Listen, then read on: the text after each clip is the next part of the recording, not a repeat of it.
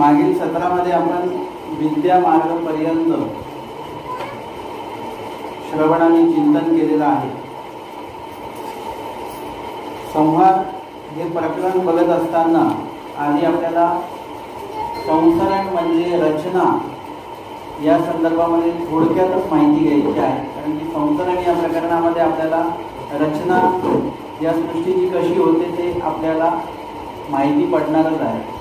परंतु या रचलेल्या सृष्टीचा संहार कसा होतो हे आजच्या प्रकरणामध्ये आपण बघणार आहोत. केशराज वासांनी 9 प्रकरणाचा आणि वचनांचा अन्वय लावत असताना या ठिकाणी संहार हे प्रकरण आधी घेतलेलं आहे आणि संसरण हे प्रकरण नंतर घेतलेलं आहे.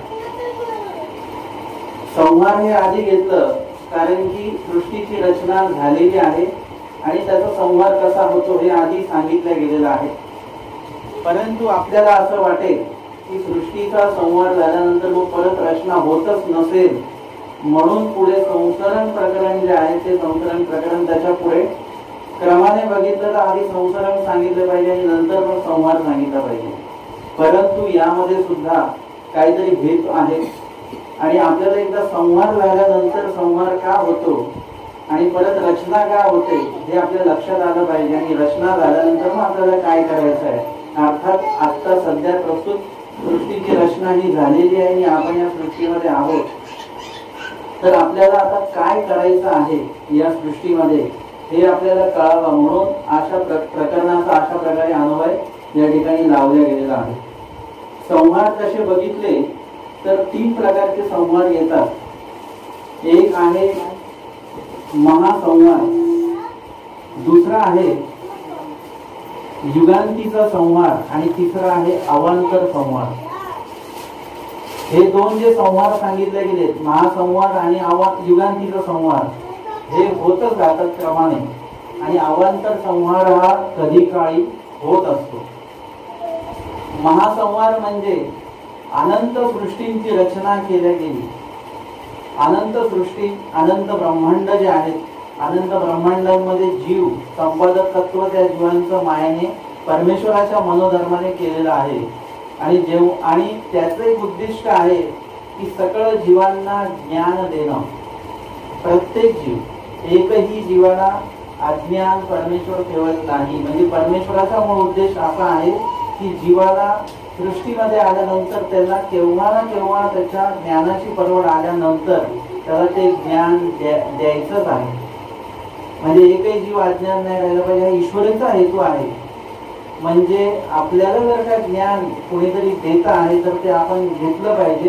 कारण की ते ज्ञान ती व्यक्ती देत नाहीये. कुठलीही व्यक्ती तुम्हाला ज्ञान देत नाही. तुमची जी ज्ञानाची परवड आल्यानुसार परमेश्वर तो ज्ञानाचा योग तुम्हाला घडवून देतात आणि हा योग परमेश्वराने तो योग आणून दिलेला आहे. आणि म्हणून ज्ञानाचं अवहेलन कधी करायचं नाही. कारण की ज्ञान तुम्ही एरवी किती ऐकू म्हटलं तरी तुम्हाला ऐकायला भेटणार नाही, मिळणार नाही. ते परमेश्वराने योग आणून दिल्याशिवाय ते प्राप्त होत नाही. आणि म्हणून आपल्याला हा भाग लक्षात घेता आला पाहिजे. आणि या ठिकाणी आपल्याला हा एक भाग लक्षात आला की आपल्याला ज्ञानापासून कोणी वंचित ठेवू शकत नाही. तुम्हाला म्हटलं की बाबा अशा पद्धतीने ज्ञान ऐकू नका, तुम्ही रेकॉर्डिंगद्वारे ऐकू नका वगैरे, तर शेवटी पुस्तक वाचन पण काय आहे तेच आहे. पुस्तक याच्यामध्ये तरी कोणीतरी ते लिहिलेलं आहे, संकलन त्याचं केलेलं आहे, कोणीतरी ते छापलेलं आहे, विकत घेतलेलं आहे आणि आपण ते वाचतो. त्याच्यातनं ज्ञान घेत नाहीत तर लोक घेतातच. मग हे तर सरळ सरळ संवाद केलेला आहे तुमच्याशी. ज्ञान तुम्ही कशाही प्रकारे मिळत असेल तर ते घ्यायचंच, त्याला कुठलं बंधन ठेवू नका. कारण की मुळातच ज्ञान मिळत नाही. ज्ञान मुळातच मिळत नाही. कितीतरी विभागातले लोक मला सांगतात की आमच्याकडे कोणी सांगणारच नाही. आमच्याकडे ऐकणारे आहेत पण कोणी सांगणारेच नाही. काही ठिकाणी सांगणारे आहेत पण ऐकणारेच नाहीयेत. असं दात असतील ते चणे नाही, हे सगळं चालू आहे. आणि म्हणून आपण स्वतःला ज्ञानी म्हणजे ज्ञान पातळी जी आहे ती आपली वाढली पाहिजे. हा ईश्वरीचा हेतू आहे. आणि त्या हेतूला जर का त्या मनोधर्माला आपण पूरक ठरून जर का कार्य केले तर मग आपली ज्ञान पातळी वाढेल आणि त्याने परमेश्वर प्रसन्न होतील. जेव्हा तुमची ज्ञान घेण्याची वृत्ती तयार होईल तेव्हा परमेश्वराची प्रवृत्ती जी आहे ते खऱ्या अर्थाने आपल्यासाठी काम करेल. आणि म्हणून सकळ जीवांना सृष्टी रचल्यानंतर अनंत ब्रह्मांडातल्या अनंत जीवांना परमेश्वर ज्ञान देतात.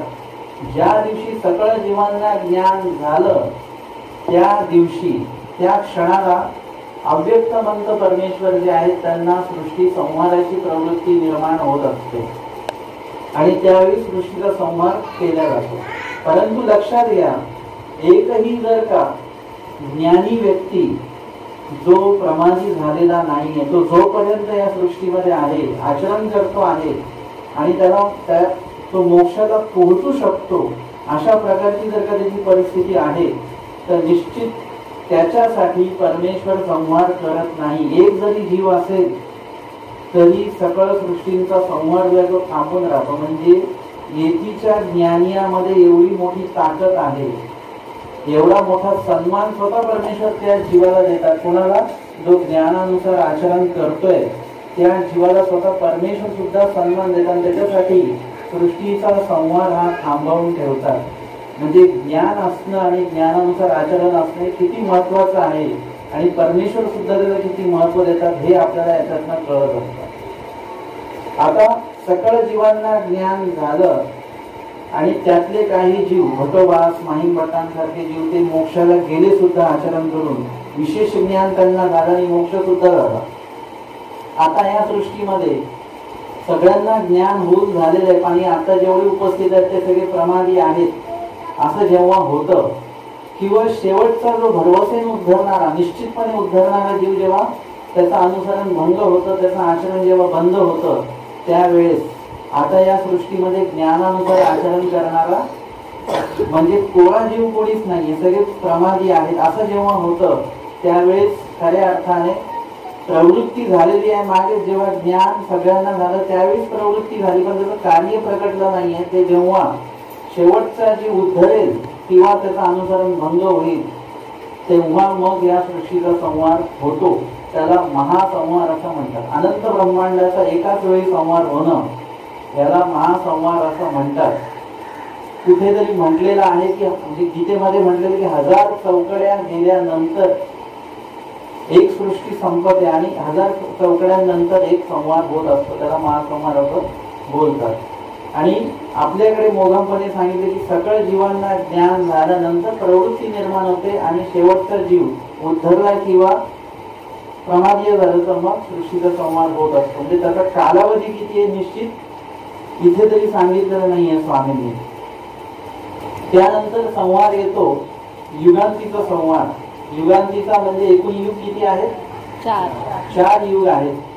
शेवटचं युग कुठलं आहे? कलियुग आहे. तर कलियुग संपता आता कलियुगाच्या संदर्भामध्ये आपण बघतोय की कळी म्हणजे आकळी, सगळ्या गोष्टी आकळणार आहेत म्हणजे संकोचित होत आहेत. याच्यामध्ये जर का तुम्ही आधीची माणसं बघितली, 200-300 वर्ष आधीची लोक जर का बघितली तर ती उंच धिप्पाड असायची, कमीत कमी 6 फुटाच्या आसपास त्यांची उंची असायची. आता उंची ही कमी होत चाललेली आहे, 5-5.5 फूट आपल्याला बघायला मिळतात. म्हणजे सगळ्याच गोष्टी आकळत आहेत. लोक 100 वर्ष आधी जगायची, आता किती त्याच्यामध्ये पण आकळ होत चाललेला आहे. म्हणजे कमी आयुष्य होत आहे, सगळ्याच गोष्टी कमी होत आहेत. यामध्ये उंचीच्या बाबतीत म्हणायला गेलं तर कलियुगाच्या अंती मनुष्याची जी उंची आहे ती अंगठ्या एवढी होणार आहे. हा अंगठा केवढा आहे? एवढाच माणूस होणार आहे भविष्य काळामध्ये. भविष्य म्हणजे कलियुग खूप शेवट आहे त्याचा. आणि मग आयुष्य सुद्धा किती दिवसाचं होणार आहे? त्याच्यात 9 दिवसाचं आयुष्य, उंची पण तेवढीच कमी, असं सगळं होणार आहे. आणि मग हा कलियुगाचा अंत 9वे तर सकळ 4ही युगांची जी चौकडी आहे, 4 युगांची कडी, ही चौकडी त्याचा आता अंत होणार आहे. म्हणजे 4 युगांचा एक विभाग संपणार आहे. त्याला त्यावेळी जो काही संहार होतो त्याला युगांतीचा संवाद म्हणतो. म्हणजे युगाच्या अंतीचा संवाद, चहुयुगाच्या अंतीचा किंवा कलियुगाच्या अंतीचा हा संवाद फक्त कलियुगाच्या अंती होत असतो, त्याला युगांतीचा संवाद असं बोलतात. हा फक्त कर्मभूमीमध्येच होतो अशी त्याची विशेषता आहे. ते सांगितल्याप्रमाणे कलियुगाच्या अंती फक्त कर्मभूमी ही 5 कर्मभूमी आहे. म्हणजे तुम्ही सरळ सरळ बोलू शकता की फक्त भारतामध्येच हा संवाद होतो, बाकीच्या कुठल्याही देशांमध्ये हा होत नाही असं बोललं जातं बरं का. म्हणजे या ठिकाणी आपण जे काही सगळं निर्माण करून ठेवलेलं आहे कलियुगामध्ये, ह्या सगळ्याचा आता काय करणार आहे, हा संवाद होतो आहे. तो कसा होणार, सगळ्यात आधी काय होतं, तिथे कडक ऊन पडतं, 12 वर्ष ऊन पडतं. जे 12 आदित्य आहेत म्हणजे 12 सूर्य आहेत.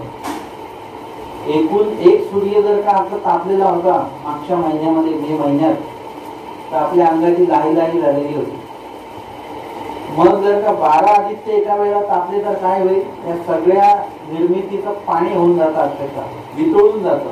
म्हणजे लोखंड धातू सुद्धा वितळतात आदित्य जास्त तुम्ही जर का त्याला प्रभाव टाकला त्याच्यावर. तर त्याप्रमाणे हे सगळं वितळून जातं, अक्षरशः विरघळून जातं. त्यानंतर इथे 12 वर्ष पाऊस पडतो. घन, द्रोण, पवन आणि पांगाळ असे 4 मेघ जे आहेत ते वर्षतात. आणि असं सांगितलं गेलेलं आहे की ते हत्तीचं सोंडेतनं किती एका वेळेला पाणी येईल तेवढी एक धार असते. आपण आता बघतो ना की कधी कधी बारीक थेंब असतात आणि कधी कधी मोठे थेंब असतात, ते अक्षरशः लागतात आपल्याला. प्रवासात आपण असू गाडीवर आणि जर का ते आपल्या अंगावर पडले ते तर लागतात, अक्षरशः जाणवतात. तर तशा प्रकारे जर का तुम्ही बघा की हत्तीच्या एका सोंडीतनं किती पाणी येईल तेवढं एक सर असते आणि तेवढं 4 ते मेघ त्यावेळेस वर्षतात आणि हे 12 वर्ष हे पाणी पडतं. 12 वर्ष पाऊस असतो हा. म्हणजे कलियुगातल्या लोकांनी जे काही पाप वगैरे करून जे काही घाण केलेली असेल ते सगळं वितळवून टाकतं, नंतर ते धुवून टाकलं जातं आणि मग ते स्वच्छता होते सगळी. आणि मग 12 वर्ष त्या ठिकाणी हवा जी असते ती हवा चालते तिकडे. आणि ती जमीन जी आहे ती जमीन पूर्ण चांगली एकदम प्लेन अशी होते. असं हे सगळं सांगितलं गेलेलं आहे. थोडंसं काही काही याच्यामध्ये प्रश्न पडतात की फक्त कर्मभूमीतच होतं आणि 36 वर्षाचा कालावधी म्हणजे 3 गोष्टी होतात, ऊन, पाऊस आणि वारा.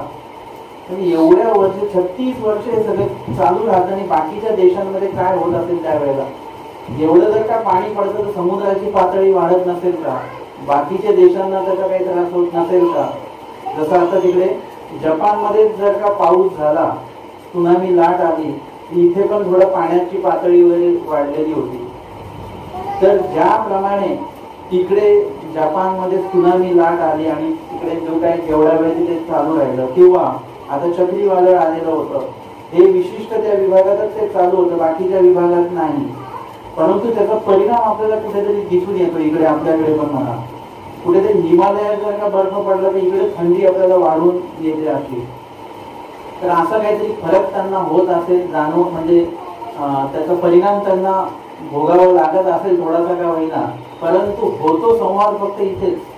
आणि ते झाल्यानंतर मग या जमिनीवर, या कर्मभूमीच्या जमिनीवर परत कृतयुग नावाचं युग जे आहे ते सुरुवात होते त्याची. आता मी बघतो की बाकीच्या देशांमध्ये एवढी प्रगती झालेली आहे आणि इथे कृतयुगापासून परत सुरुवात होणार. म्हणजे आता हे मेट्रो वगैरे सगळं बांधलेलं, रेल्वे लाईन, बुलेट ट्रेन सगळं हे परत नव्याने सगळं करावं लागणार आहे. आणि त्याच्यापेक्षा बाकीचे देश प्रगत असतील असे काही प्रश्न जे आहेत आत्ताच्या ईश्वरमध्ये पडतात, मला अनेकांनाही पडतात. याची उत्तरं काही पंथामध्ये नाहीये. फक्त हा संवाद सांगितलेला आहे, फक्त ऐकून घ्यायचा. ह्याच्याबद्दल कुठलंही टेन्शन घ्यायचं नाही की परत हे सगळं निर्माण करणार, त्यावेळेस आपण असू नसतो. कारण आपण ह्याच जन्मामध्ये ज्ञान घेऊन, अनुकरण घेऊन मोक्षाला जाणार आहोत. त्याच्यामुळे आपण त्याची काही काळजी करायची नाही. आणि इथे सगळं कृतयुग रचल्या जाईल आणि परत ते कृतयुगा संदर्भामध्ये जी काही माहिती आपण युग धर्मामध्ये बघितली त्याच्यानंतर मग त्रेतयुग, त्याच्यानंतर मग द्वापर युग, मग कलियुग आणि परत कलियुगाच्या अंती युगांतीचा संवार, असं सगळं हे चालू राहणार आहे. हा झाला युगांतीचा संवार. आणि अवांतर संवार एक सांगितलेला आहे, तो कदाकाळी होऊ शकतो, होतो म्हणजे तो राखीव आहे. त्यांचे असं ठेवलेलं आहे त्याला, की जेव्हा केव्हा अष्टभैरव आहेत, अष्टभैरवाचे 8ही फळी किंवा 8ही विग्रह जर का एकाच वेळेला दुखावल्या गेले की ते जे कोणी आहेत अष्टभैरव ते त्यावेळेस एकत्र येतात. ते एरवी जर का त्यांना चांगल्या गोष्टीसाठी जर का एकत्र बोलवलं तर ते एकत्र येणार नाहीत. चांगल्या गोष्टींसाठी बोलवून बघा, कोणाला तुम्ही एकत्र यायला सांगा, कोणी येणार नाही. परंतु एखाद्या ठिकाणी भांडण चालू असेल, न बोलवता बिना पत्रिकेचे लोक तिकडे इतकी लोकांचा गर्दी होऊन जाते, पोलिसांना आधी ते भांडण मिटवायच्या आधी त्या लोकांना पळवावं लागतं. म्हणजे अशा प्रकारे त्या ठिकाणी आपल्याला हे दिसतं की अष्टभैरव जे आहेत ते चांगल्या कार्यासाठी एकत्र येत नाही. त्यांचे जेव्हा ते अष्टभैरवांचं जे काही सगळं बहिर्या जो आहे त्याची निर्मिती जेव्हा होत होती, आगम बहिर्या, त्यावेळेस हे सगळे 8 जर का एकत्र आले असते, परंतु त्यावेळेस 8ही एकत्र आले नाही. त्याच्यामुळे स्वतंत्र 4 आगम निर्माण झाले. स्वच्छंद दलित म्हणतात, भैरव आदी काही. आणि संहार जेव्हा आता त्यांचे जेव्हा विग्रह दुखवले गेले आणि आता त्यांना जो राग आलेला आहे, त्यावेळेस ते 8ही जण एकत्र येतात आणि त्या ठिकाणी ते संहार करतात, करू शकतात ते संहार. कारण की स्वामींनी सांगितलं सृष्टी करते ते अहंकारी येते, अभिमानी येते. म्हणजे सृष्टीची रचना ते करू शकतात आणि संहारही करू शकतात. अशी त्यांच्यामध्ये समृद्धी आहे, अशी त्यांच्याकडे ताकद आहे. ते अष्टभैरवांविषयी सांगितलंय. ते कधी काही जर का त्यांचे 8 विग्रह किंवा फळे दुखावल्या गेले तर मग असं होऊ शकतं. याला अवांतर संवार असं म्हणतात. आणि सृष्टीमध्ये छोटे मोठे संवार हे चालू असतात. जसं कुठेतरी बिल्डिंग पाडतायत, कुठेतरी काहीतरी स्फोट केला आणि त्याच्याने काहीतरी विस्फोट घडवून काही गोष्टींचा नाश केला. एखादी वीट आहे, एखादा दगड आहे छोटासा, तो आपण फोडला. हे काय आहे? छोटा मोठा संवार. याला भेंडांचा संवार असं बोलतात. भेंड म्हणजे मुळामध्ये म्हणजे भूत आहे. भूत म्हणजे भूत नाही बरं का, मशानातलं वगैरे. हे भूत म्हणजे प्रापंचिक भूत.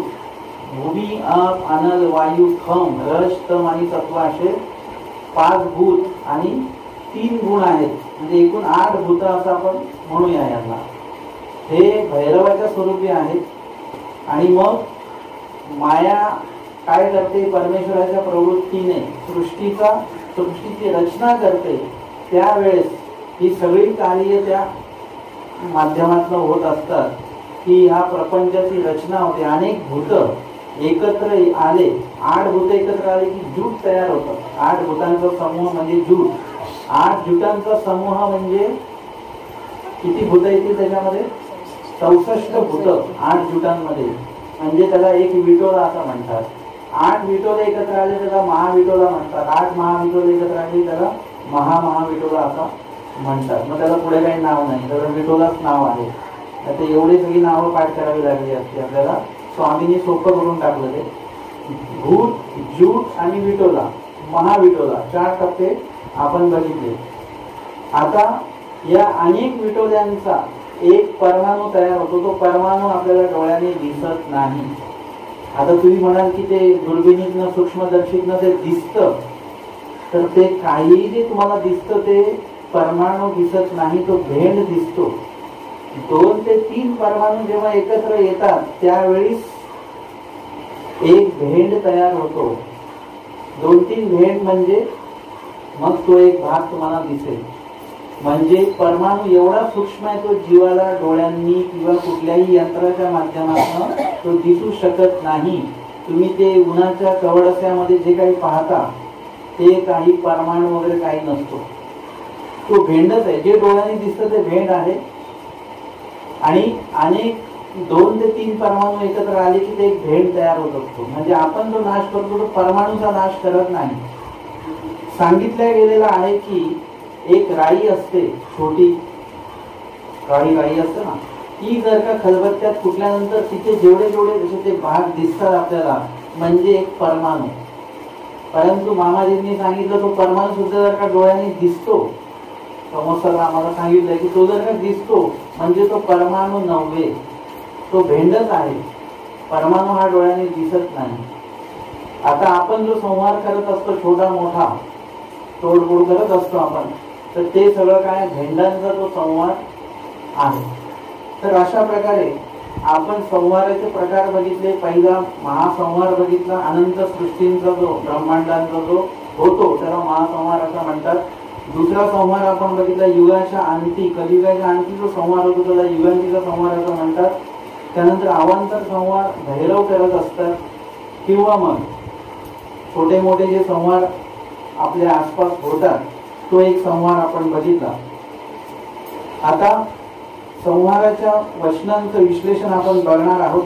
एकूण 15 वचने संहाराची या ठिकाणी सांगितलेली आहेत. पहिलं वचन आहे परमेश्वर प्रवृत्ती माया सृष्टी संहार करी. मागच्या सत्रामध्ये आपण अंतर्याग आणि बहिर्याग हे पाहिलेलं आहे. आणि विद्यामार्ग या प्रकरणाचं शेवटचं वचन आपण पाहिलं की केवळ वेधे कैवल्याची प्राप्ती.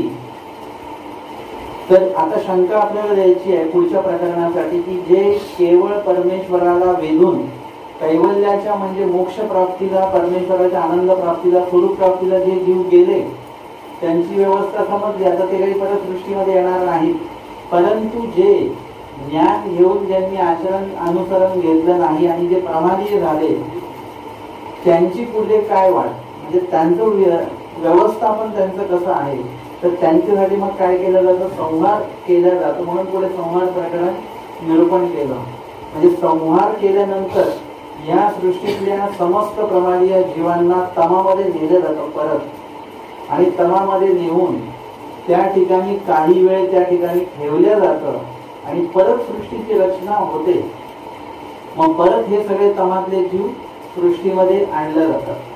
आता काय होतं की सृष्टीमध्ये आले, ज्ञान दिलं आणि ज्ञानानुसार आचरण नाही केलं, त्याच्यामध्ये प्रमादीय झाले. आता तमात नेल्यानंतर त्यांची जी प्रमाद कीड आहे ती नासल्या जाते. म्हणजे पुन्हा ज्याला आपण रिफ्रेश असं म्हणतो ना, फ्रेश करून त्यांना परत पाठवल्या जातं या सृष्टीमध्ये. आता नवीन जी सृष्टीची रचना झाली, संसरण झालं, आता तमातनं हे जीव परत इथे आणले. आता ह्या तमामध्ये ह्या तमातनं आलेले सगळे जीव कसे आहेत, कोरे आहेत. आता कुणीही प्रमादी नाही या सृष्टीमध्ये आलेला. आता परत या सगळ्या जीवांना ज्ञान दिल्या जाईल. परत या जीवांमध्ये काही लोक प्रमादी होतील, काही जीव जे आहेत ते आचरण करून मोक्षाला जातील. म्हणजे आपल्या लक्षात येईल की प्रत्येक वेळी जेव्हा सृष्टीचा संहार होऊन जीव तमात येतात तेव्हा आधी जर का 1 लाख जीव जर का सृष्टीमध्ये नेले असते, 1 लाख आणि आनंद जीव आहेत, मी फक्त उदाहरणादाखल सांगतो, 1 लाख जर का जीव आधी दिले असतील आणि तिथले 5 जीव उद्धरून गेले, तर आता जेव्हा तमात जीव परत येतील तेव्हा 5 जीव कमी असतील. परत सृष्टीची रचना झाली आणि परत ज्ञान देऊन आचरण करून 10 जीव जर का मोक्षाला गेले, तर परत तमात जे जीव येतील तेव्हा अजून 10 जीव त्याच्यामध्ये कमी असतील. म्हणजे प्रत्येकी जीवांची संख्या कमी होणार तमात येणाऱ्यांची. कारण की जीव एका सृष्टीमध्ये आनंद जीव उद्धरल्या जातात. अनंत उद्धरिले, अनंत उद्धरी गतू, अनंत अस्तूची असती. म्हणजे अशा प्रकारे हा उद्धरण कार्य परमेश्वराचं चालू आहे. आणि म्हणून अशा जीवांसाठी जे प्रमादी जीव आहेत त्यांच्यासाठी संवाद केला जातो.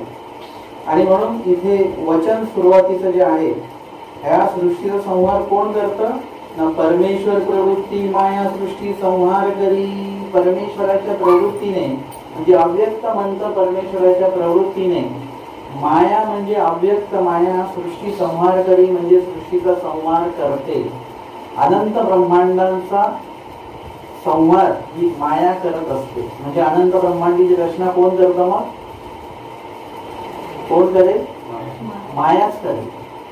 ज्यांना संहाराचं दिलेलं आहे कॉन्ट्रॅक्ट, रचना पण त्यांनीच केलेली आहे.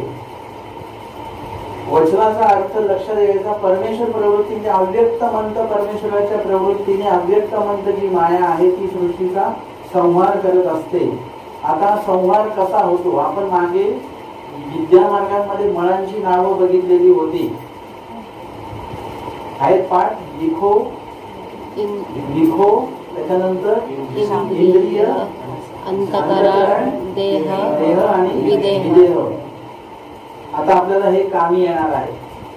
म्हणजे ब्रह्मविद्या अशा प्रकारची आहे की पूर्वीपासून तुम्ही अध्ययन केलं तर तुम्हाला प्रत्येक वेळी पूर्वीचा संदर्भ घ्यावा लागेल.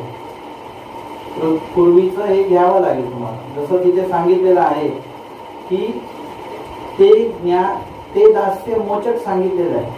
असं परमेश्वराचं जे दास्य ज्यांनी केलं त्याचं मुंचन झालं म्हणजे तो मोक्षाला गेला. पण ज्याने परमेश्वराचं दास्य केलं नाही त्याचं काय?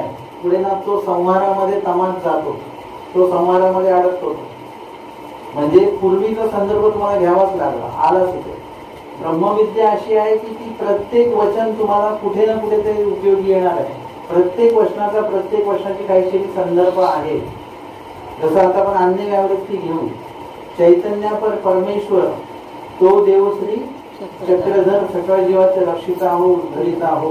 तर ज्यांचं रक्षण आणि उद्धरण परमेश्वराने केलं ते तर गेले मोक्षाला. पण दुसरे जे जीव राहिले ज्यांचं रक्षण आणि उद्धरण देवाने केलं नाही त्यांची काय वाट? न त्या संहारामध्ये येतात. ते संहारामध्ये संहारल्या जातात आणि तमात जातात. तम म्हणजे मायेचा एक विभाग आहे ज्याच्यामध्ये सकळ जीव, अनंत जीव त्या तमामध्ये एक स्टोरूम म्हणा जीवांचा. ते सगळे जीव त्या ठिकाणी ठेवले जातात.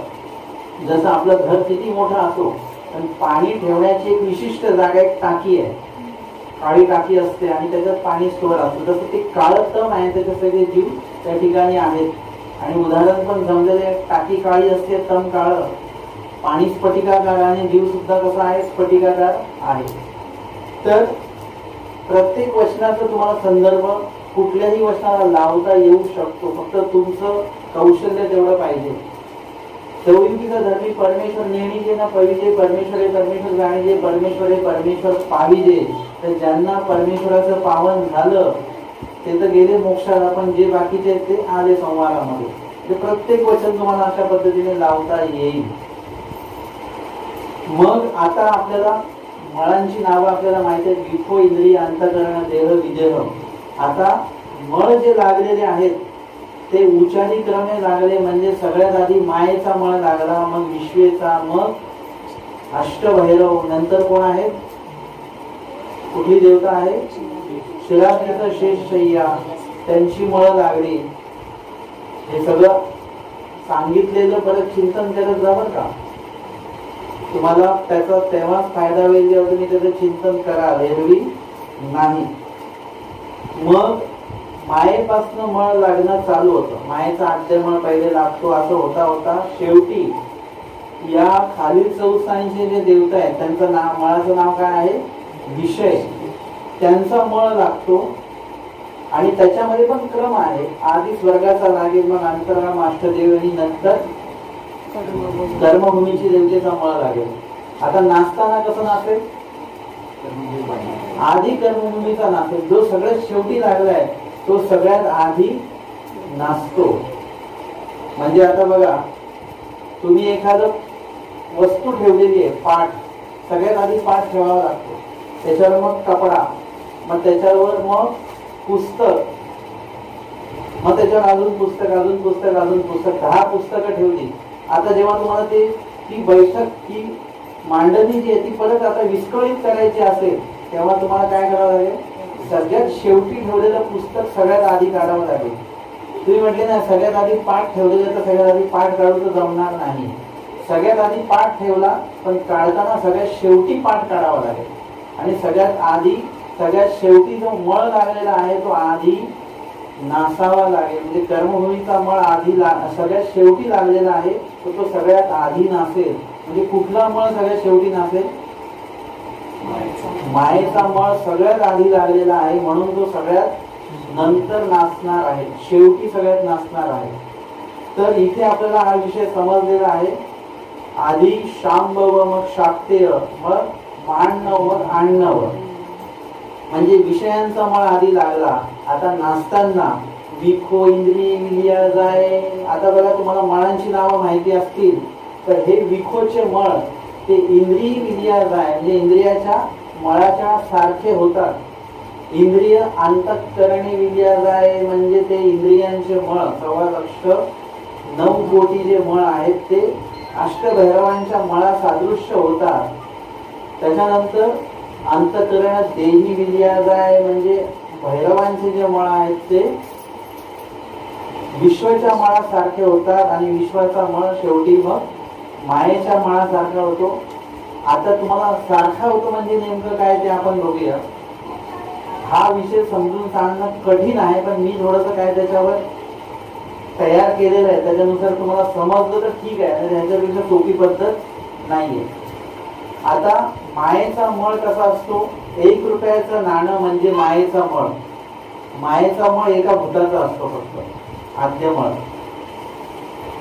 आता जेव्हा विश्वेचा मळ तयार होईल तेव्हा तो त्याच्यापेक्षा 8 पटीने, म्हणजे त्याच्यामध्ये 8 भूत एकत्र केले की विश्वेचा मळ तयार होतो. म्हणजे मायेचा मळ 8 पटीने कमी झाला, म्हणजे तो एका भूताचाच आहे. विश्वेचा मळ 8 भूतांचा आहे आणि एका भैरवाचा मळ किती भूतांचा येईल? 64 भूतांचा. म्हणजे त्या भूतांमध्ये आपल्याला काय करावं लागेल? 8 पटीने वाढ करावी लागेल. 8 भूतांनी वाढ करावी लागणार. आता तुम्ही लक्षात घेतलं तर ठीक आहे. आता आपण वेगळ्या पद्धतीने बघूया की मायेचा मळ जो आहे तो 1 रुपयाचा आहे. 1 रुपयाचं नाणं म्हणजे मायेचा मळ. विश्वेचा मळ म्हणजे 10 रुपयांची 1 रुपयांची 10 नाणी जेव्हा एकत्र येतील, म्हणजे मला हे समजून सांगण्यासाठी मी सांगतोय, 1 रुपयाचं नाणं म्हणजे मायेचा मळ. 10 कॉईन जर का एकत्र केले 1 रुपयाचे तर तो विश्वेचा मळ तयार होईल. म्हणजे 10 पटीने आपण हे केलं त्याच्यामध्ये. आता भैरवांचा जो मळ आहे, भैरवांचा मळ म्हणजे 100 नाणी, 100 कॉईन जर का एकत्र केले तर भैरवांचा मळ तयार होईल.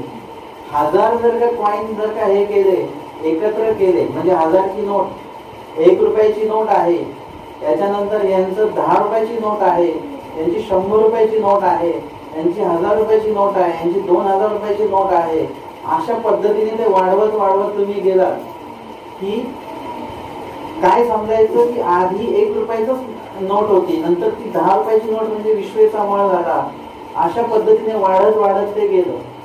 आता हे सगळे जे कॉईन आहेत ते कॉईन विस्कळीत होतात. म्हणजे आता तुम्ही विश्वेचा, आपण विषय जो मळ घेतलेला आहे त्यामध्ये 14 जण आहेत, स्वर्गापासून तर कर्मभूमीपर्यंत. आता आपण हा न्याय इकडे लावून बघायचा की स्वर्गाचा जो मळ आहे तो 1 रुपयाचं नाणं म्हणजे स्वर्गाचा मळ. त्याच्यानंतर अंतराळीचा जो मळ आहे तो 10 रुपयांची नाणी, 10 रुपयाची नोट जे एकत्र झालेले. आणि यांचा मळ म्हणजे अष्टदेविनीचा जो मळ आहे तो 100 रुपयाची नोट. आणि कर्मभूमीचा जो मळ आहे तो 1000 रुपयाची नोट. हे लागताना काय झालं, त्याच्यामध्ये 10 पटीने वाढ झाली. मुळात 8 पटीने वाढ आहे, पण आपण 10 पटीने घेतली इथे. आता जेव्हा संहार होईल, हे मी तुम्हाला फक्त संहार करण्यासाठी म्हणून हे केलंय बरं का. रचनेच्या बाबतीमध्ये हे चुकीचं आहे मी जे सांगितलेलं, पण संहाराच्या बाबतीमध्ये तुम्हाला समजायला सोपं पडेल की आता जेव्हा संहार होईल तर विखो इंद्रिय विलियल आहे, म्हणजे विखोचे मळ इंद्रियांसारखे होतात. म्हणजे नेमके कसे होतात ते आपण बघूया की कर्मभूमीचा मळ किती नोटाचा आहे? 2000च्या 1000च्या नोटेचा आहे. आता हा जेव्हा याचा संहार होईल या मळाचा, तर तो कितीच्या नोटा होतील? त्याच्या 100च्या नोटा होतील. म्हणजे 1000ची नोट आपण सुट्टी केली की त्याच्या 100च्या नोटा होतील. म्हणजे आधी अष्टदेवनीचा मळ 100 रुपयाच्या नोटेचा होता आणि हा कर्मभूमीचा मळ हा 1000 रुपयाच्या नोटेचा होता. 1000 रुपयाची नोट सुट्टी केली की 100 रुपयांची झाली. म्हणजे आता दोन्ही मळ कसे झाले? सेम झाले की नाही? सादृश्य होय. विखो इंद्रिय विलियल आहे, म्हणजे त्यांच्यासारखे ते होतात. कर्मभूमीचे जे मळ आहेत ते अष्टदेवनीच्या ठाई विलियल आहे. झालं 100 रुपयाची नोट. आता हे दोन्ही जे मळ आहेत यांचे म्हणजे 100 रुपयाच्या नोटचे अजून सुट्टे होतील आणि अंतराळीचा मळ कितीचा नोट आहे? 10 रुपयाची नोट आहे. आता त्या 100 रुपयाचे ज्या नोटा आहेत यांच्या कर्मभूमी आणि अष्टदेवीच्या त्यांचे सुट्टे होतील आणि ते सगळे कसे होणार आहेत? अंतराळीचा मळ 10 रुपयाचे नोटेचा आहे तसे सगळे 10,000च्याच नोटा होतील. मागाशी बघा यांची 1000 रुपयाची नोट, यांची 100ची, यांची 10ची होती. आता तिघही 10,000च्या नोट झाल्या. आता ह्या तिन्ही मळांचं संहार होणार आणि त्या कशा होणार? स्वर्गाच्या मळासारखे होणार. स्वर्गाचा मळ किती नोटांचा आहे? 1-1 रुपयाची नोट आहे. तर मग सगळ्या ह्या 10,000 रुपयांच्या नोटांचं परत संहार होणार आणि त्यांचा 1-1चा कॉइन होणार. आलं लक्षात? असं त्यांच्या सादृश्य ते होतात, त्यांच्या सादृश्य ते होतात, त्यांच्या सादृश्य ते होतात. आता आपल्याला इथून घ्यायचा आहे की मायेचा मळ हा एका कॉइनचा आहे, विश्वेचा हा 10 रुपयाची नोट असेल, अष्टभैरव जो आहे तो 100 रुपयाची नोट असेल, त्याच्यानंतर हे इंद्रिय जे मळ आहेत ते 1000 रुपयाचं नोट असेल आणि ते विषय जो मळ आहे तो 1,00,000 रुपयाची नोट असेल पूर्ण. तर आता विखो इंद्रिय विर्याज आहे म्हणजे विखोची जी 1,00,000 रुपयाची नोट आहे ती सुट्टी होणार आणि ती कशा सादृश्य होणार? 10,000 हजाराच्या नोटा असतील तशा पद्धतीने ती होणार. म्हणजे ह्यांची पूर्ण सुट्टे सुट्टे सुट्टे झाले आणि विषयाचे मळ हे इंद्रियांच्या मळांच्या सादृश्य झाले. इंद्रियांचे मळ जे होते ती 10,000ची नोट होती आणि ह्यांची 1,00,000ची नोट होती. त्याची सुट्टे होऊन हे सुद्धा 10,000 हजाराचे नोटचे सारखे झाले. आता ह्यांचा या दोघांचा मिळून विषय आणि इंद्रियांचा मिळून संवाद होणार आणि ते कशासारखे होणार? इंद्रिय अंतकरणी विर्याज आहे म्हणजे अष्टभैरवाच्या मळा सादृश्य होणार. अष्टभैरवाचा मळ म्हणजे कितीची नोट आहे? 1,000ची नोट आहे. म्हणजे ही 10,000ची जी नोट आहे दोघांची मिळून झालेली त्यांचे सुट्टे सुट्टे होणार आणि ती 1,000ची नोट होणार. आता त्याच्यामध्ये परत बदल होईल आणि हे सगळे मिळून विश्वेच्या माळा सादृश्य होणार. म्हणजे अंतकरण देही विर्याज आहे म्हणजे कितीची नोट? आता 10-10 रुपये 100-100 रुपयाची नोट ती होणार आणि मग शेवटी मायेचा जो मळ आहे त्याच्या सादृश्य हे सगळे मळ होणार. म्हणजे बघा तुम्हाला लक्षात आलं की सुट्ट्या सुट्ट्या सुट्ट्या सुट्ट्या होत गेलं आणि याच्या सादृश्य ह्याच्या सादृश्य याच्या सादृश्य हे असं हे याच्यापेक्षा सोपी पद्धत नाहीये आणि अशा पद्धतीने कुणीही समजून सांगत नाही. आम्हाला पण सांगताना फक्त शब्दरूपाने वचन पाठ केले, त्याचे अर्थ पाठ केली. आम्हाला हे समजायला खूप वेळ लागला कारण की ब्रह्मविद्येमध्ये सगळ्याच गोष्टी लगेच सांगितल्या जात नाही. हळूहळू हळूहळू टप्प्याने तुम्हाला ते कळत जातील आणि ते आपोआप कळतात. आम्ही संवत्सर बांबुलीला असताना गुरुजींना मामाजींना प्रश्न जर का विचारला की याचं उत्तर काय, आता त्याचं उत्तर जर का पुढे भेटणारच आहे तर ते आम्हाला सांगायचे की 12 वर्षांनी सांगू.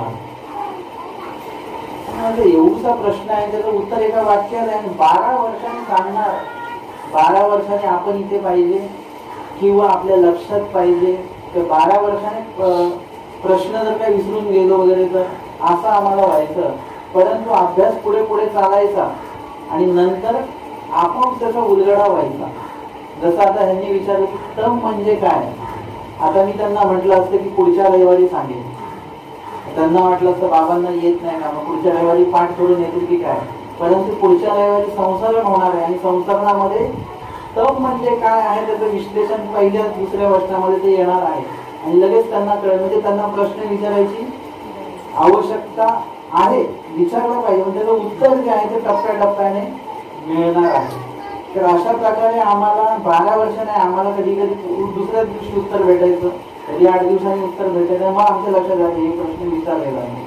म्हणजे हा जो टप्पा आहे अशा पद्धतीने मी तुम्हाला समजावून सांगितलं. आता इथे आपण वचन बघितले की विखो इंद्रिय विजय आहे, इंद्रिय अंतकरण विजय आहे, अंतकरण देही विजय आहे, देह विजयी विजय आहे आणि विदेह ते नित्य. म्हणजे मायेचा मळ हा नित्य म्हणजे नासत नाही. नासत नाही म्हणजे लवकर नासत नाही. किंवा एका भूताचा जर का तो मळ आहे तर एक भूत नासत नाही. तुम्ही म्हणाले की एका भूताचे पण 10 तुकडे करत असतील तर तसं काही होत नाही. एक भूत हा शेवट आहे, त्याचा परत तुकडा होत नाही. म्हणजे आजचं जर का चलन तुम्ही जर का बघितलं तर 1 रुपयाचे 10 पैसे होतात का? नाही होत. 1 रुपयाचा 1 रुपयाच राहतो. त्याचे परत सुट्टे आता होत आत्ताच्या चलनामध्ये होत नाही. आधीच्याचे 10 पैसे वगैरे व्हायचे. तसं विदेह ते नित्य म्हणजे मायेचा मळ आद्यमळ जो आहे तो सुद्धा नाचतो, परंतु त्याला वेळ लागतो. तो सध्या नाचणार नाही. यांच्या या मळांच्या का पांतीला तो लगेच नाचणार नाही. आता पुढे सांगतात कार्याविद्या कारणाविद्येच्या ठाई विद्या जाय. आता आपल्याला हे ग्रुप वाईज मळांचा नाश कळाला, समूहावाचक कळाला की विषयाचा एक ग्रुप आहे. चौस्थानीच्या देवतेच्या मळाचं नाव विषय. त्याच्यानंतर इंद्रिय म्हणजे 9 कोटी 1.25 लक्ष देवतेंच्या मळाला इंद्रिय म्हटलं. अष्टगडामध्ये समूह झाले. समूहाचा विषयाचा आणि इंद्रियांचा ताळमेळ आम्हाला कळला. विषयामध्ये विषयाचे मळ इंद्रियांच्या मळा सदृश होतात, इंद्रियांचे अंतःकरणाच्या सदृश होतात. ते समूहावाचक संवाद कळला आम्हाला. मळांचा नाश कळला. पण समूहामध्ये मळाचा नाश कसा होतो म्हणजे थोडक्यात तुम्हाला उदाहरण देईन मी की आज कार्यक्रमाला कोण कोण आलेले आहेत. ते सांगतील की बाबा कल्याणचे लोक आलेले आहेत, कल्याणचा समूह आलाय, घाटकोपरचा समूह आलेला आहे, ठाण्याचा समूह आलेला आहे. म्हणजे समूहांची नावं सांगितली गेली. किती समूह आले हे कळलं. पण आपण हे करतो की घाटकोपरचे कोण कोण आलेले आहेत, ठाण्याचे कोण कोण आलेले आहेत. म्हणजे समूहामधली माहिती, समूहाची माहिती आणि समूहाची आंतरिक माहिती आहे ती आपण घेतली. तसं समूहाची माहिती तर मिळाली आपल्याला, विपण दिलेली आहे. परंतु समूहामध्ये मळाचा नाश कसा होतो की कर्मभूमीचा आणि अष्टदेविनीच्या मळांचा नाश कसा होतो. अष्टदेविनीला पाहता मग अंतराळीच्या देवतेचा आणि त्यांचा मळाचा नाश होतो. समूहामधल्या मळाचा नाश आपल्याला माहिती नाहीये. तो मगाशी आपण उदाहरणादाखल घेतलेला आहे की कर्मभूमीचा मळ तो अष्टदेवनीच्या मळासारखा होतो, अष्टदेवनीचा मळ अंतराळीच्या मळासारखा होतो, अंतराळीचा मळ तो स्वर्गीच्या मळासारखा होतो. म्हणजे हा विषय आपण मगाशीच बघितलेला आहे. परंतु एका वचनामध्ये सांगितलेलं आहे की कार्य अविद्या कारण अविद्येच्या ठाई विद्या जाय. कार्य अविद्या म्हणजे कार्याला आलेला मळ तो कारण मळाच्या ठिकाणी विद्याला जातो. कारण मळाच्या ठिकाणी कार्य आणि कारण समजलं तुम्हाला. कार्य म्हणजे जे प्रगट झालेलं आहे ते, आणि ते कुणामुळे प्रगट झालं त्याला म्हणतात कारण. त्याला म्हणतात कारण. म्हणजे तुम्ही इथे सगळे आलात हे कार्य आहे. पण का आलात? सत्संग हे कारण आहे. त्याला सत्संगासाठी आम्ही आलो. ते सत्संग हे कारण आणि तुम्ही आलात हे कार्य. आता सत्संग घेतोय हे कार्य आहे. सत्संग का घेतो आहे? कारण की मंदिर आहे म्हणून. म्हणजे मंदिर हे कारण झालं आणि मंदिर असल्यामुळे आम्ही सत्संग घेतो. सत्संग हे कार्य झालं. म्हणजे एक कारण हे काय ठरू शकतं? कार्य पण ठरू शकतं आणि कारण पण ठरू शकतं. जसं मायेचा मळ हा कारण आहे. मायेचा मळ लागला म्हणून मग विश्वेचा मळ लागला. मायेचा मळ लागला नसता तर विश्वेचा मळ लागलाच नसता. म्हणजे मायेचा मळ कारण ठरला. आपण बोल ते आले म्हणून मी आलो, म्हणजे ते कारण आहे. तसं मायेचा मळ लागला मग विश्वेचा मळ लागला. म्हणजे मायेचा मळ कारण आणि विश्वेचा मळ काय झाला? काय झाला? नाही बरोबर. मायेचा मळ कारण म्हणजे विश्वेचा मळ कोण झालं? कार्य झालं. बोलायचं म्हणजे मला कळतं की तुम्ही सगळे जागे आहात. कधी कधी डोळे उघडे करून सुद्धा झोपतं माणूस. तर मायेचा मळ काय आहे? कारण. विश्वेचा मळ कार्य. आता विश्वेचा मळ लागला म्हणून अष्टभैरवाचा मळ लागला. विश्वेचा मळ काय झाला? कारण. पण मगाशी तो काय म्हटलं आपण त्याला? कार्य म्हटलं. परंतु मायेच्या मळाला पाहता विश्वेचा मळ हा कार्य झाला. परंतु अष्टभैरवाच्या मळाला पाहता विश्वेचा मळ हा कारण झाला. असं होता होता हे कार्य कारण होता होता आता अंतराळीचा मळ कोण आहे? अंतराळीचा मळ हा कारण आहे आणि त्याच्यामुळे अष्टदेविनीचा मळ लागला. म्हणजे हा मळ काय झाला? कारण झाला आणि हा मळ कार्य झाला. आता अष्टदेविनीचा जो मळ आहे तो कारण आणि कर्मभूमीचा मळ जो आहे तो कार्य झाला. आता मायेच्या मळाला कोणी कारण नाही आणि कर्मभूमीच्या मळाला कोणी कार्य नाही. कर्मभूमीचा जो मळ आहे तो स्वतःच कार्य झाला तो कारण ठरू शकत नाही आता, कारण की त्याच्या पुढे कुठलं कारण नाहीये. म्हणजे रचनेचं बघितलं तुम्ही. आता आपण उलट बघूया, हा विषय नवीन आहे. आपण उलट बघूया की आपण आता बघितलं की विश्वेचा कर्मभूमीचा जो मळ आहे तो कधीही कार्य राहणार, तो कारण ठरणार नाही. आता आपण रचनेच्या काळी बघूया की विश्वे हा कर्मभूमीचा जो मळ आहे तो कर्मभूमीचा मळ नाचतो म्हणून अष्टदेवयोनीचा मळ नाचणार. म्हणजे आता अष्टदेवनीचा मळ नसण्याला कारण कोण आहे? कर्मभूमीचा मळ हा कारण ठरला. हा जर का नाचला नाही तर हा नाचणारच नाही. रचनेकाळी हा कारण ठरत नाही, हा कार्यच ठरतो. पण संहार काळी जर का बघितलं तर कर्मभूमीचा जो मळ आहे तो काय ठरणार आहे? कारण ठरणार आहे. कारण की तो नाचला म्हणून हा नाचला, हा नाचला म्हणून हा नाचला. असं कार्य कारणी विलिया जाय, म्हणजे कार्य मळ तो कारण मळाच्या ठिकाणी विलिया जातो, कारण मळ परत कारण मळाच्या ठिकाणी कार्य मळाच्या ठिकाणी विलिया जातो. असं कार्य कारणी विलिया जाय. आणि लागताना कारणामुळे कार्य लागतं आणि नाचताना सुद्धा काय आहे? कार्य कारणी कार्य अविद्या कारण अविद्येच्या काही विलिया जाय.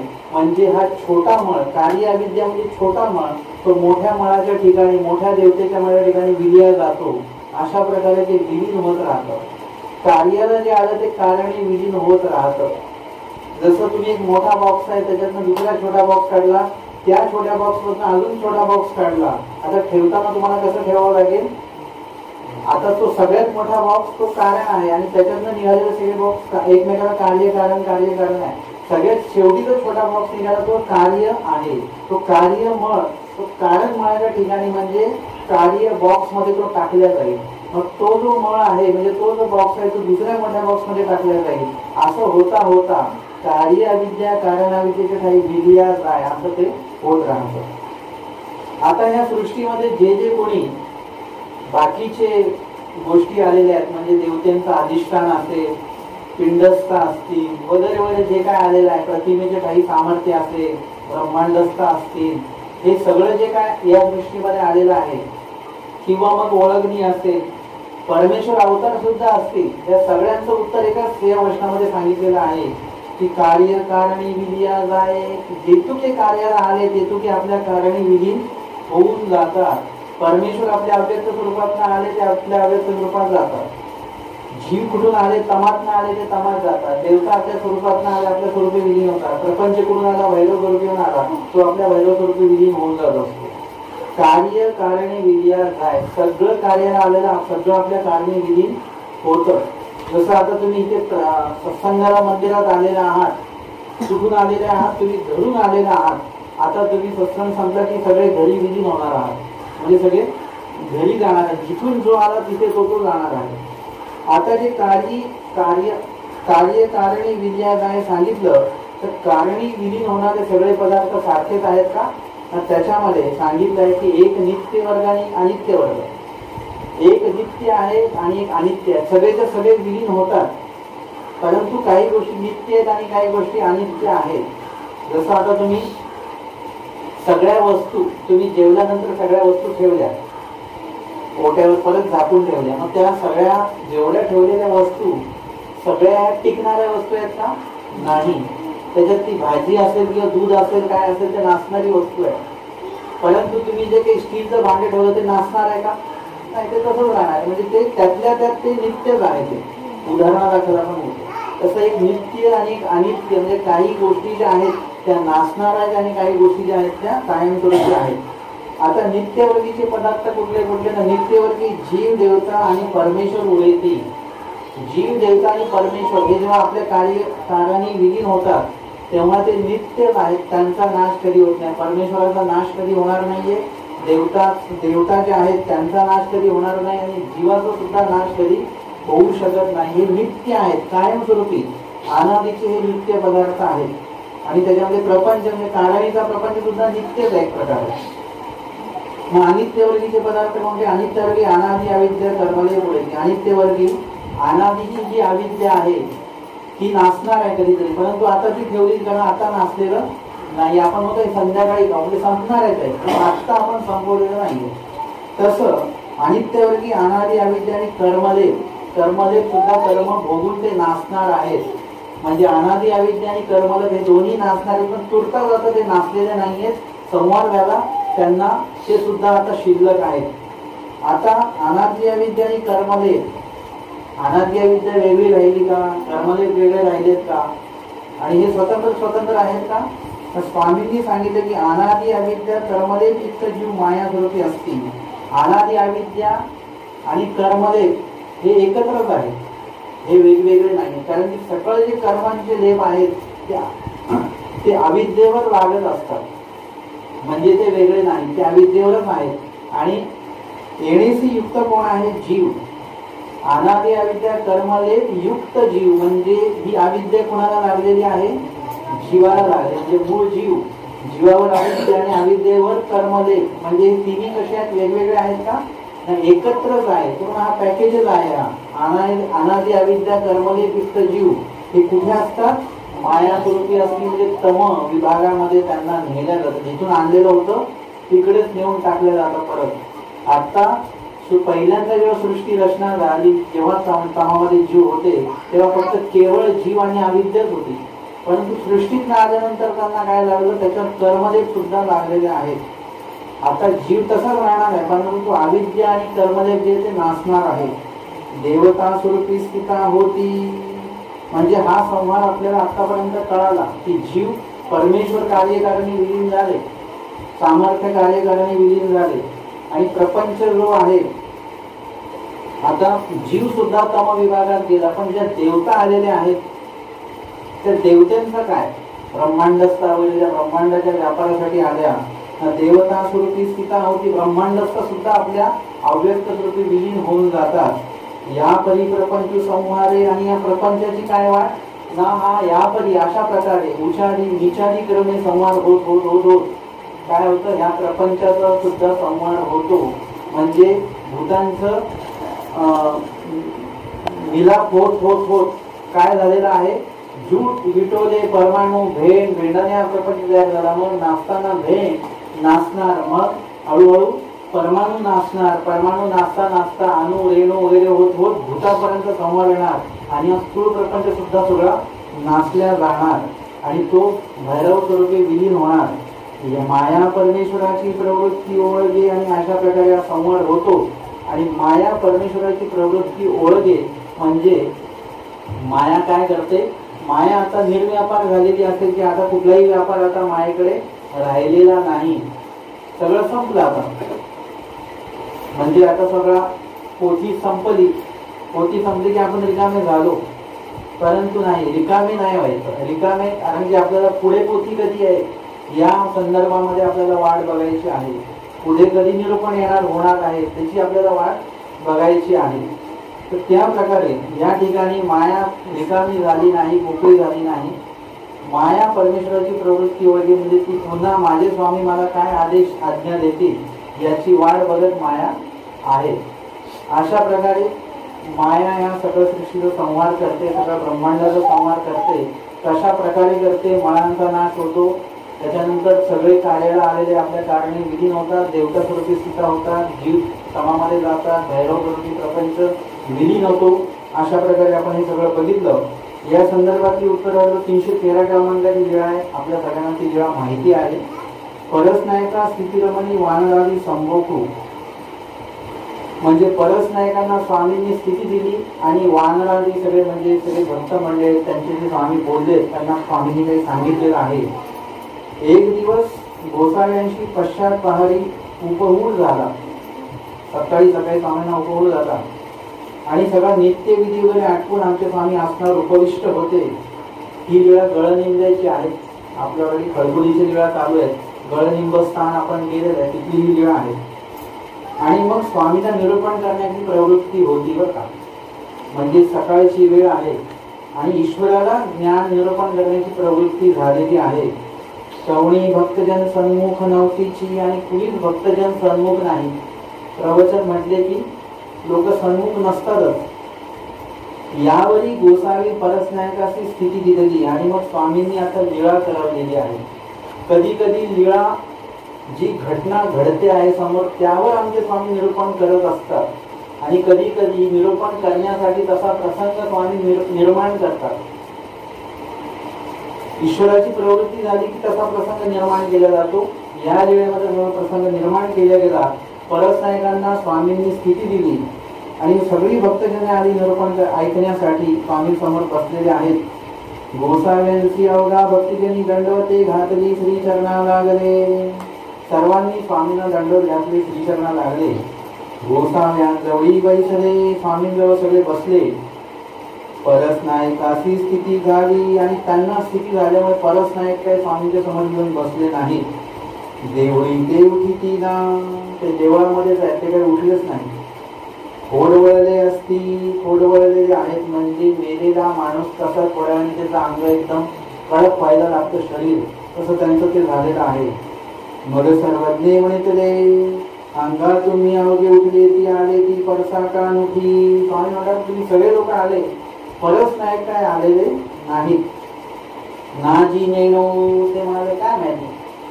स्वामी म्हणतात पहा पहा येत असे की नसे, हा इथे आहे की नाही ते बघा. पांती तर खोडवळले, कुणीतरी बघायला गेलं आणि उठवलं, त्यांना उठले नाही. हात लावला तर ते अंग एकदम थंड आहे आणि खोडवळलेले आहेत, मेलेल्या माणसासारखं देह झालं. आणि मग ते सांगायला लागले की जीजी परस नायक सरले बघा. स्वामींना ते येऊन सांगितलं आणि भक्तजन उगेची सगळेजण एकदम सुंदर झाले. आताच होते, आताच गेले वगैरे असं. स्वामी म्हणतात अंगा उगलेची काही. समजा तुम्ही सगळे लोक शांत बसले. ते म्हणतात तरी जीजी काही करू, मग करायचं काय आता. स्वामी म्हणतात माया बहिणी काही करीती. अरे कोणी मेल्यानंतर माता भगिनी काय करतात, ते स्वामींना सांगावं लागलं त्यांना. ते म्हणतात आणि अवघे रडू लागले. तर हो, मग ते दुःख करायला लागले. आता हे दुःख करणं म्हणजे ते पुढे दायंबांचं आहे, दायंबांनी कोर्स केलेला आहे दुःख करण्याचा. ते म्हणतात माझ्या प्रसया माझ्या परसनायका, त्यांनी सुरू केलं. ते तुम्हाला लोकांना माहिती आहे कसं पुकारतात ते त्यावेळेला. माझ्या प्रसया माझ्या परसनायका, माझा प्रसोवा, असं त्यांच्या नावाचं पोस्टमॉर्टम त्यांनी सुरू केलं हळूहळू. दंडू कोणा निरोगीला, तुझ्याकडे जो दंड आहे, काठी आहे, ती कोणाला दिलीस तू. संन्यासाची प्रॉपर्टी. दंडू कोणा निरोगीला, झोळी कोणा निरोगीली, तुझी जी झोळी आहे ती कोणाला दिलीस तू, हे कोणाच्या नावे केली. आणि ऐसे अनेकी आळापी दुःख करिता, ती दायंबांचं ते सुरू झालं. स्वभावाच्या वेळेस पण त्यांनी ते केलेलं होतं. अशा प्रकारे सगळे रडायला लागले. आता हे दुःख हे रडण्यासाठी दुःख असावंच लागतं असं काय नाही बरं का. फक्त तुम्हाला तो टोन असला पाहिजे, ते शब्द आठवले पाहिजेत आणि थोडी ऍक्शन तुम्हाला जमली पाहिजे, ऍक्टिंग जमली पाहिजे की हे सगळं म्हणजे समोरच्याला वाटतं हे चालू आहे, सगळं रडणं बिडणं चालू आहे, बाकी डोळ्यात एक अश्रू नाही काय नाही.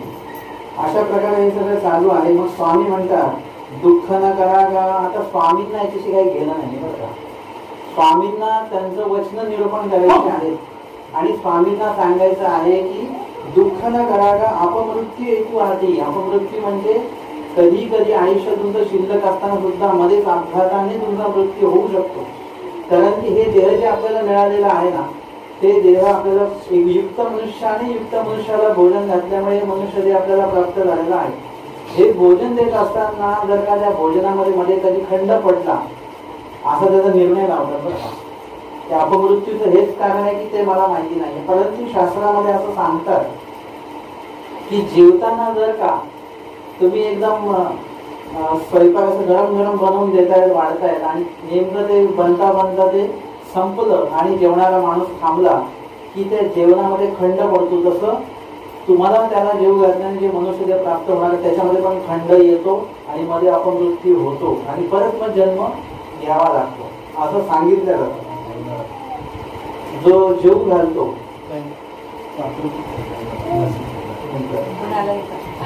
युक्त मनुष्य कुठला पण असेल त्याला. आता जर का एकीच्या व्यक्तीच्या ठिकाणी तुम्ही भोजन घातलं तर त्याच्याने मनुष्य देह निर्माण नाही होणार, अनुसरलेला असेल वगैरे. त्याच्यामुळे तुम्हाला कर्म निष्पन्न होणार आहे. कर्माची निष्पत्ती होत नाही, कर्मेची निष्पत्ती दैवराटीमध्ये होत असते. अपमृत्यू एकू आधी म्हणजे मध्येच मृत्यू असतो एक. परी ते रडतीची असती परंतु त्यांचं काय रडणं थांबत नाही, दुःख चालूच आहे. स्वामी म्हणतात काही रडतची असाल स्वामी वैतागून आता काय रडतच बसणार का दिवसभर. जी काही करू ते म्हणतात मग काय करायचं आता. स्वामी म्हणतात मेल्या होऊ दे ते करा. अरे मेल्यानंतर आमच्या संसाराचा तयारी वगैरे करा. हो काजी. मग भट गळनिंदाला म्हणजे गावामध्ये गेले. गळनिंदाच्या लाकडे आणली, सरंग रचलं, मग तयार लागी खिचडी केली. सगळी तयारी केलेली आहे. तयासी उठान पिंड दिला म्हणजे प्रेत उचलण्याच्या वेळेस जे काही उठान पिंड दिलं जातं ते दिलं गेलं. खिचडी बरी घातले, चौघ खांदी निघाले. चौघांनी खांदा दिला. डायंबाई विसदेव घेतला, विस्तव डायंबाने घेतला. आता विस्तव म्हणजे काही विधी नाहीये बरं का. आजकालच्या लोकांना विस्तव घ्यावं लागेल. आम्ही घेत नाही मानवापर्यंत नाही नाही, हे तुम्ही हिंदूंच्या वेगळंच चाललंय. वास्तविक तो विस्तव जो आहे तो काही विधी म्हणून नाहीये बरं का. तो विस्तव कशासाठी म्हणजे उपदेशी लोकांनी हे अन्य लोकांनी तुम्हाला जर का काही असं काही उलट सुलट बोललं की तुम्ही मानव लोक काही ते करत नाही, विस्तव नेत नाही, काय नाही, तर त्यांना देण्यासाठी हे उत्तर आहे की तो विस्तव कशासाठी नेतात. तर हिंदू धर्मामध्ये प्रेत काय करतात, दहन करतात. आता तिथे जाऊन तुम्ही तिथे त्या काळात माची स्लायडर वगैरे अशा गोष्टी असायच्या का तेव्हा.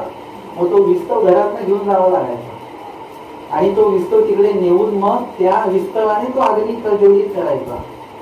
आता तुम्हाला विस्तव नेण्याची गरज नाही. आता सगळ्या गोष्टी उपलब्ध आहेत. पाहिजे ती अग्नी तुम्हाला लगेच हे करता येते त्या माध्यमातून. म्हणून आधीच्या काळामध्ये असं असल्यामुळे तो विस्तव न्यावा लागायचा आणि तो नंतरच्या काळात काय झाला, हिंदू धर्माचा विधी झाला. तो अशा या पद्धतीने हिंदू धर्मात पण अनेक गोष्टी अपभ्रंश होत अशा आलेल्या आहेत. आणि डायंबानी ते विस्तव घेतला आणि मग निघाले सरीसे गोसावी बीजे. आमचे स्वामी सुद्धा निघालेले आहेत. खोलगुंती घातली म्हणजे आजही मानवा पंथामध्ये जर का कोणी सर्व वगैरे तर काय केलं, स्मशानात जाणारे की साधू मंडळी असतात ते बहुतांशी उपरणं घेत असतात डोक्यावर वगैरे. त्याच्याने ऊन सुद्धा लागत नाही आणि दुःख व्यक्त करण्याचा तो एक भाग आहे. म्हणजे आता नियम किंवा विधी नाही आहे, परंतु एक पद्धत आहे ती अशी. जसं विदेशी लोक आहेत, कोणी मेलं की ते काय करतात, डोक्यावर काय असेल तर ते काढून ठेवतात. म्हणजे त्या व्यक्तीला सन्मान देण्याची त्यांची ती पद्धत आहे. आपल्याकडे डोक्यावर घेणं म्हणजे समोरच्या व्यक्तीला सन्मान देणं अशी आपली पद्धत आहे. आणि मग स्वामी सुद्धा निघाले. त्याच्यानंतर मध्यंतरी कुठेतरी त्यांना विसावा दिला असेल. मग मध्ये उठान पेंडू दिलेला कुठेतरी विसावा देतात ना. विसावा कोणाला असतो, रेताला खांदे झाडांना. रेताला तो तर गेलाय, तो तर थकवतोय सगळ्यांना. तर तो विसावा त्या लोकांना असतो जे चालून थकलेले आहेत, त्यांच्यासाठी तो विसावा असतो. परंतु प्रचलित असे की त्या प्रेताला विसावा असं. ते तर गोसावी उभे राहिले, तिथे स्वामी थांबले. मग नेऊन शरणावरी घातले. मग स्मशानात पोहोचले. तिथे शरणावर घातल्यानंतर तिथे स्मशानपिंड दिला. म्हणजे शरणावर ठेवताना तिथे स्मशानपिंड परत द्यावा लागतो. दायंबाई धार धरली आणि दायंबांनी काय केलेलं आहे, मग ते मडकं फोडलं आणि तिथे मग ते पाणी फिरवतात. पायी ती करा फोडीला, पायाकडे तो मडकं फोडलं आणि ते इथं लोळीन नले आणि दुःख केलं त्यांनी किंवा गेला बाबा माझा चांगला हे होता, सलगीतला होता. आणि मग अग्न प्रज्वलीला, अग्नी त्या ठिकाणी प्रज्वलित केला आणि सीता पेटवून दिलेली आहे. गोसावी नावे उभे होते. बऱ्यापैकी ते अग्नी लगेच काही पेटणार नाही. पेटला तो आणि स्वामी जोपर्यंत उभे होते. मग तिथेच असलेल्या एका पिंपळाच्या झाडाखाली आमचे स्वामी बसले. अवघे भक्तजन येऊन गोसाव्यांजवळ बसले, रडू लागले. सगळेजण येऊन बसले, सगळ्यांना रडायला येत आहे, दुःख करतायत. स्वामी त्यांना निरूपण करतात. दुःख न करा, प्रपंच अनित्य देह नाशिवंत. आता तो तिकडे त्याची चिता पेटते, परंतु स्वामींची प्रवृत्ती काय आहे, निरूपण करायचं आहे. परमेश्वर प्रवृत्ती आहे. तिथे स्वामी सांगतात दुःख करू नका, प्रपंच कसा आहे, अनित्य आहे, हा कधी ना कधी नासणार आहे. तुम्ही असं कुठलंही पकडून चालू नका की आम्ही एवढा मोठा बंगला बांधला. तुम्ही निश्चिंत होऊ नका. एक भूकंपामध्ये बंगला खाली जमीन दोस्त होणार म्हणजे तो नाशिवंत आहे. हे जर का तुम्ही आधीच गृहीत धरून ठेवलं तर तुम्हाला दुःख होणार नाही. किती चांगला पदार्थ असो तो नासणार आहे. आता तुम्ही पैसे कमवले आणि ते पैसे झाले खर्च आणि त्याचं दुःख असतं. 100 रुपये गेले बघा, 100 रुपये गेले बघा. नाशिवंत आहेत ते कधी ना कधी नाचणार आहेत, कधी ना कधी त्याचा खर्च होणार आहे. त्याचं दुःख करत बसू नका. आणि मग स्वामी सांगतात की प्रपंच हा अनित्य आहे. जेवढ्या काही गोष्टी तुम्हाला नित्य वाटतायत ना, सगळ्या अनित्य आहेत. तुमच्या आता बाहेर चप्पल आहे ती आता नित्य आहे, पण ती कोणी नेली असेल तरी अनित्य आहे. तुमच्या आता प्रवचनात मनच नाही लागणार तुम्हाला. म्हणजे सगळ्या गोष्टी नाचणार आहेत, एकही गोष्ट शिल्लक राहणार नाही. देह नाशिवंत. मग तुम्ही म्हटलं की चप्पल जाऊ दे पण आपलं देह सांभाळा, तर देह सुद्धा नाशिवंत आहे. सगळं हे दात बित डोळे कान केसांचा काळा रंग, हे सगळं केसांचा काळा रंग पण नंतर दिलेला आहे या मायेने. त्याच्यामुळे तो काय होतो, निघून जातो. मूळ रंग सफेद आहे केसांचा. तर कधी ना कधी सोन्याचा पॉलिश दिलेला असेल तर कधी ना कधी ते निघतच की नाही, आतमध्ये चांदी किंवा ते काहीतरी तुम्हाला ते समोर येतं. तर त्याप्रमाणे हे सगळं नाशिवंत आहे, तुमचं देह सुद्धा. म्हणून ह्याचं पण नुसतं नको नको. जास्त दंडावर घातले तर झाडं दिसतील, जास्त सेवा केली तर काय होईल, आपलं शरीर तब्येत कमी होऊन जाईल. अशा याच्यामध्ये राहू नका. तुम्ही म्हटले की नाही जास्त दिवसचरित्र वाचले की डोळे खराब होतील, जास्त प्रवचन ऐकले की कान खराब होतील, म्हणून देह वाचवू नका. देह समर्पित करा देवाला. देह सुद्धा नाशिवंत आहे. ते जोपर्यंत आहे तोपर्यंत ईश्वरी उपयोगी न्या. नंतर नाशिवंत झाल्यानंतर, नष्ट झाल्यानंतर मग तुम्ही ईश्वराचे उपयोगी न्यायला जर का धडपडाल, कुष्टी यासारखं तर नाही चालणार. दिसे ते नासे. स्वामी म्हणतात असे ते दिसे आणि दिसे ते नासे. जे आहे ते दिसणार आहे आणि जे दिसणार आहे ते सगळं नाचणार आहे. आता तुम्ही हे संवाद ऐकल्यानंतर तुम्ही जेव्हा निघाल किंवा आता सुद्धा तुमच्या डोळ्याला जे जे दिसतंय त्याच्याविषयी नक्की करायचं आहे, नाचणार आहे बरं का, हे नाचणार आहे बरं का. हे सगळं असं दुःख न करा. आणि म्हणून ह्याच्याविषयी गृहीत धरून द्या, म्हणजे तुम्हाला दुःख होणार नाही. याच्याविषयी दुःख करत बसू नका. परी ते रडतची असती पण त्यांचं काही रडणं थांबलेलं नाही, कारण ते देवाच्या ब्रह्मविद्या ज्ञान निरूपणाचा असर होतच नाही, सगळ्यांवर होत नाही बरं का. हे मी आता किती जरी सांगितलं तरी सगळ्यांवर असर होईलच असं काय नाही, काही नाही. प्रपंच सगळी लोक दुःख करतीलच.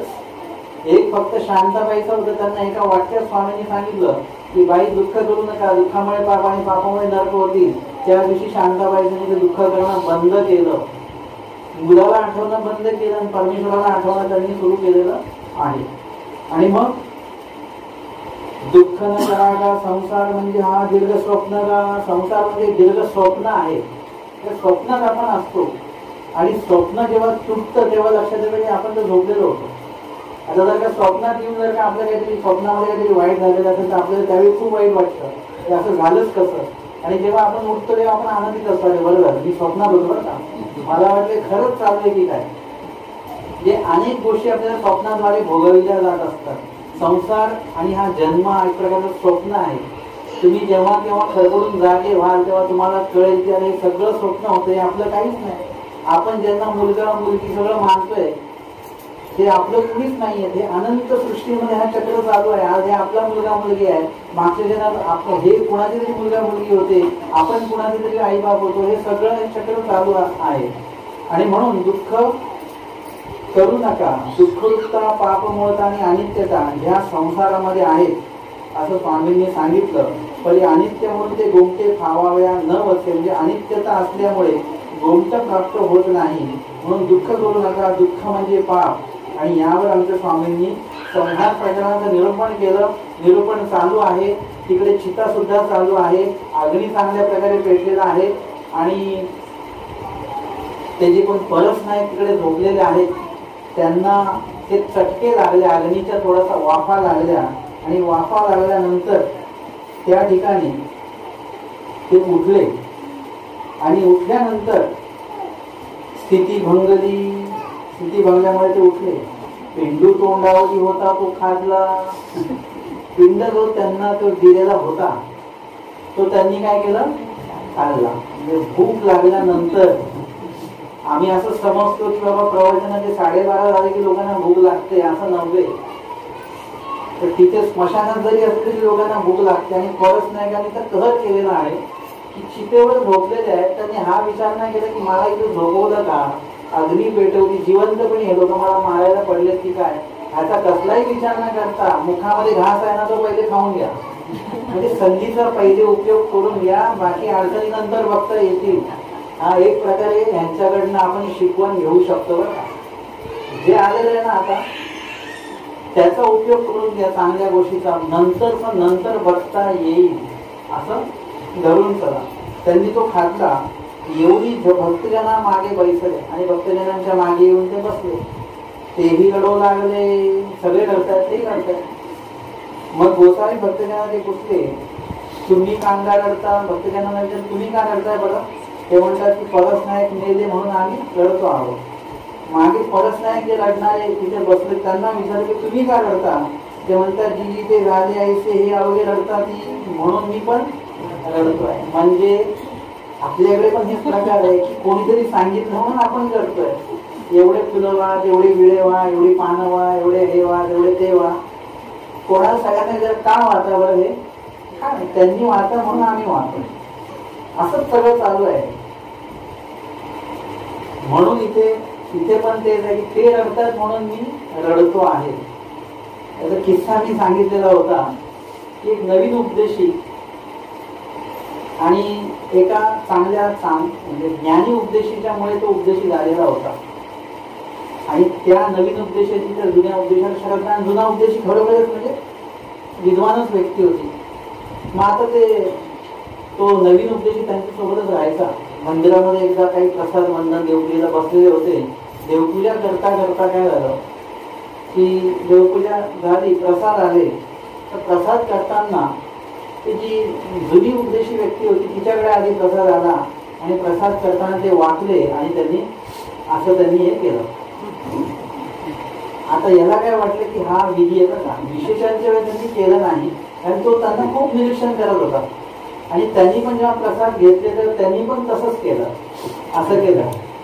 असे 2-3 प्रसादाच्या वेळेस त्यांनी तसंच करायचं, ह्यांनी पण तसंच करायचं. आता मुळामध्ये त्या जुन्या उपदेशाला झाली होती सर्दी.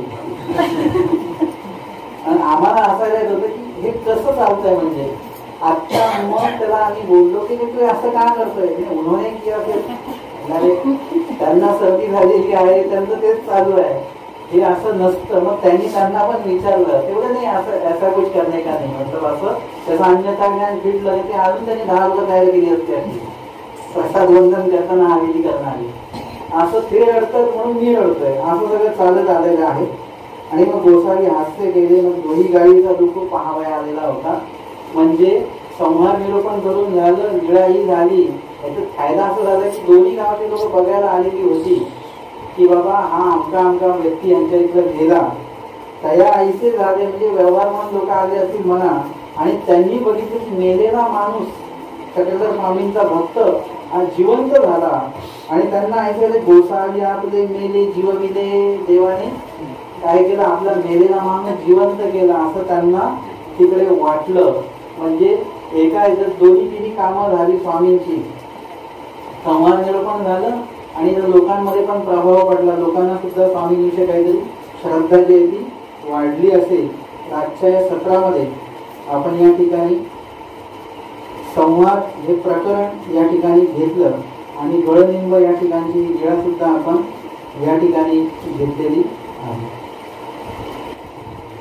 दंडवत हो.